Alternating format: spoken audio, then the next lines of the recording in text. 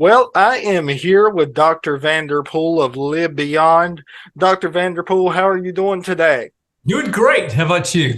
Doing great. So I want you to tell the folks who may not know, give us a little background about how LiveBeyond actually started. Well, that's a great question. We had been doing short-term missions for about 20 years as a family. And so I'm a surgeon by training, and we'd go all over the world and work with other ministries, providing healthcare, surgical care to people in places like Africa, Central America, places like that. So very low income countries. Katrina hit the southern Mississippi and Louisiana coasts in 2005. And so we went down to help out with that effort as well, and found out that if we started a nonprofit that we could get gifts in kind from the hospitals. And so we were able to work with many hospitals that I have worked with in the past, and supplied the healthcare system down in southern Mississippi with healthcare supplies, as well as running a clinic down there in Biloxi, Mississippi. And we did that for about a year and a half. And so we had been doing this kind of work for a long time, but then started a nonprofit in 2005 to be a little bit more aggressive, a little bigger footprint than what we had done before. So I hear that you're in Haiti, and I know there's many other countries that are in need. What made you pick Haiti out of everywhere else? That's a great question. You know, the way that we will go about choosing a country is we just pray, and we ask the Lord to show us where He wants us to go. My wife and I told the Lord a long time ago that we're His willing servants and we'll go where He asks. And so He does. And He indicated Haiti was our spot.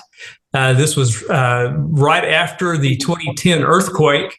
We went down, started a large hospital on the Dominican border. And at our peak, we had 500 nurses and 180 physicians working there, providing care to the Haitians who were injured in the earthquake. And so that's how we got into Haiti. We'd been in Mozambique prior to that, and Honduras, Ghana, places like that, all low-income countries. And now we've moved on into the West Bank of Israel. So have continued the effort that way. So you've been in Haiti for over 10 years doing mission work. Tell us how that's going. You know, Haiti is a very difficult place to work, especially long term. The short term missions is not too difficult because you're in and out in a week typically. We've been there since 2010, and it's a real challenge. And right now it's becoming more of a challenge. The Haitian government has collapsed, and gangs have taken over from the government positions. And so it's a very violent place, very lawless place. Many people are being killed and kidnapped. We've had 1,500 men, women, and children killed in the crossfire in the last 10 months in Haiti. So a tremendous number of people are being injured. We've suffered quite a bit at the hands of the gangs as well, personally. And so it's a very difficult place. Now, there's a lot of need. The people are in great need. And that's why we are there, is that the Lord has asked us to take care of the poorest of the poor. And that's what we do. So as you and I were talking a little bit before the interview, I mentioned how the mission field is the hands and feet of Jesus. And I'm sure as you are a surgeon and you've been to many different countries, there's probably many that stick out to your mind. But is there one memory of somebody that's came to you that either came to know the Lord or their faith was strengthened when you either did a surgery or you helped them in some type of way? Oh my, the stories. We have so many stories. It's hard to choose one, after all these years. But yes, so there's tremendous numbers of people. We have about 150 to 200 people a year coming to the Lord, each year. And this is all because of taking care of their physical needs first. And so we see people all the time coming through our hospital who are ministered to physically, and they want to have their spiritual needs met as well. One lady that comes to mind is a lady who was a voodoo priestess, and to worship Satan in the religion of voodoo, she would walk through fire. And this was the way that she worshiped Satan.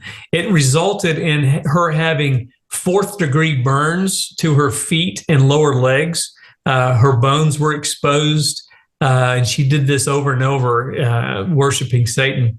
She came into our hospital. We took care of her, performed skin grafts, got her legs all healed up. And she came to the Lord, and in just such a big way. And now she ministers to other voodoo priestesses who are out there. It's very common in Haiti. And so she's been a tremendous positive influence for the kingdom of God through her salvation. So, what's the most urgent need for people in Haiti, and how can we help? Right now, with the gang control, we're having a difficult time shipping food in. And so we're seeing many children starve. And these are children who are already in dire straits. And so when I say starve, I mean they are truly they're truly having difficulty living. Right now, we feed 8,000 children each day. And these are children who would probably not receive but one meal a week if we weren't feeding them. We're now seeing that there's about 10,000 children who need food. And so the starvation issue is a tremendous problem in Haiti. And that's what we are seeing to be the biggest need. Healthcare is an enormous need as well because of the difficulties keeping the hospitals stocked because of the gang control. So there's a tremendous number of needs, but I would say starvation is the most common. So I know the mission field is quite big over there in Haiti. I mean, I know churches from over here that go there to help. Is the spiritual growth over there pretty big? It really is. It's always amazing to me how Christians and even non-Christians will grow spiritually when there is oppression, when Satan is strong and is really capitalizing on their dire straits. It's something we don't see in the United States much. I mean, people think they have it bad over here, but it's not even in the same ballpark as it is overseas. And so we are seeing our church, for instance, at our base is growing exponentially. The people are worshiping in just exuberant ways, and they're coming to the Lord in droves. And so we see, while none of us, really want to have that kind of thing happen to us, that kind of oppression, it really does increase people's desire for God. So how are we seeing God's people and the church be triumphant during this time? It's really interesting. Predominantly, it's a lack of fear. And, it always reminds me of that passage in Romans 8 that says, we weren't given a spirit of fear to fall back into slavery. And that's what we see, and that's a problem that we see everywhere we go, especially in the States. People are very fearful. However, when they've overcome the enemy, like these people have, they lose that spirit of fear, and they have that spirit of power and love and self-control, like Paul talks about in 2 Timothy. So it's that's the salient part of what we see. So I've heard you started a new kids program there in Israel, and it's based off of your program, Johnny's Kids in Haiti. Tell us a little bit about that. Well, it's very interesting. In these very poor countries, there are lots of vulnerable populations. Women and children in general are vulnerable, but the disabled are particularly vulnerable. And so we realized this in Haiti, and we started what we call our Johnny's Kids program. My wife, her little brother was named Johnny, and he had Down syndrome. And so he was raised in the family and was a enormous blessing to us all who knew him. And so we've named this program after him, Johnny's Kids.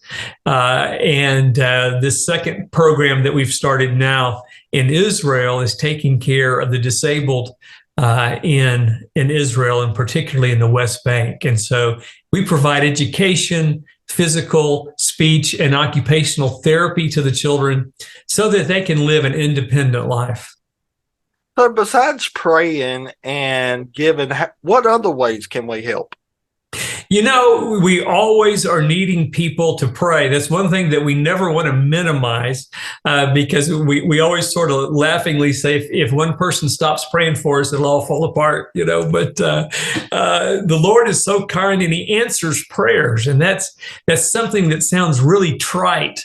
But we've seen it in such huge ways. You know, when we're being attacked by gang members, we've had team members murdered and kidnapped, and beaten and tortured. So, you know, it's a very real thing, you know, for us. And so we never want to minimize prayer, because we think it's very, very important. You know, if people are moved to become a part of the mission, we always are needing more supplies. We need to buy more food to feed the children. We have about 1,500 ladies in our maternal health program, and we deliver their babies for them. And so these things are expensive. And so the more money that we have, the more people get taken care of, and they get the gospel ministered to them. So we're always looking for people to contribute to the ministry the way they feel led. Well, Dr. Vanderpool, thank you so much for your time. Tell folks how they can find out more about Live Beyond. If you'd like to check out our website, it's livebeyond.org, livebeyond.org. We have lots of information there and videos. You can check us out. And if you want to make a donation, you can do that as well. We also have a book that we've published, and checking that out. It's also available online, and it's a Live Beyond, a radical call to sacrifice and serve. And so it's a book that sort of chronicles our history. So we'd love for you to purchase that as well. Well, that's amazing. Thank you so much for your time, and I look forward to the next time that we're able to chat again. Absolutely. Blessings to you. Blessings to you as well. You have a great day. You too.